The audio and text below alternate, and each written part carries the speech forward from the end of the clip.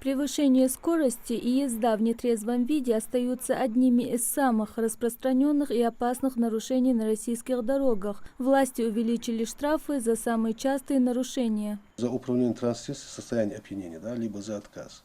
Штраф, если раньше был до Нового года 30 тысяч, лишение права от 1,5 года до 2 лет, то сейчас уже с 1 января 45 тысяч и плюс лишение права от 1,5 до 2 лет. По увеличению штрафа также, вот как я озвучил, это за превышение установленной скорости движения.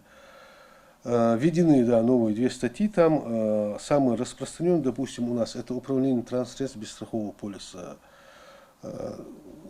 Введена новая статья 12.7 части. Это повторное совершение административного нарушения, предусмотрено статьей 12.7 часть 2. То есть, говоря простым языком, если водителя привлекли к административной ответственности первый раз за управление транспортом без страхового полиса, да, ОСАГО, там штраф 500 рублей, то после того, допустим, после того, как это данное постановление вступило в законную силу, если он является лицом подвергнутым наказанию, да, по данной статье, то уже по повторном совершению такого уже штраф от 3 до 5 тысяч.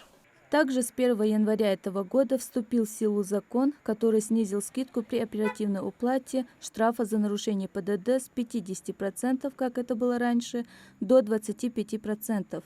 Административный штраф должен быть уплачен в течение 6 дней со дня вступления постановления о назначении наказания в виде штрафа в законную силу.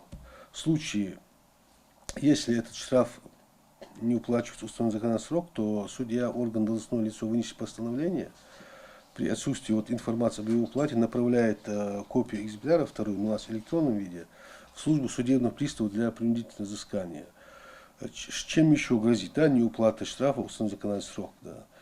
Это статья 20-25. Важно быть бдительным, не превышать скорость и соблюдать дистанцию, чтобы в случае опасности принять меры по избежанию столкновения. Сами автолюбители отмечают, увеличение размеров штрафов – хорошая мера по профилактике ДТП.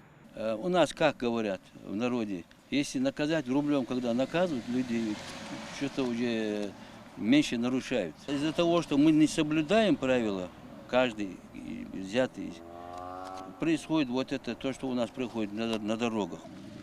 Все, что делается для блага участников дорожного движения, чтобы избежать в дальнейшем аварийных ситуаций, делается, конечно, хорошо. Все это будет, надеемся, будет к лучшему. Надеемся, что сознание до нашего народа дойдет. Безопасность превыше всего. Сотрудники ГИБДД призывают водителей соблюдать правила дорожного движения. Мадина Богатырева, Белял Ахильков, Султан Магушков, Магаз 24.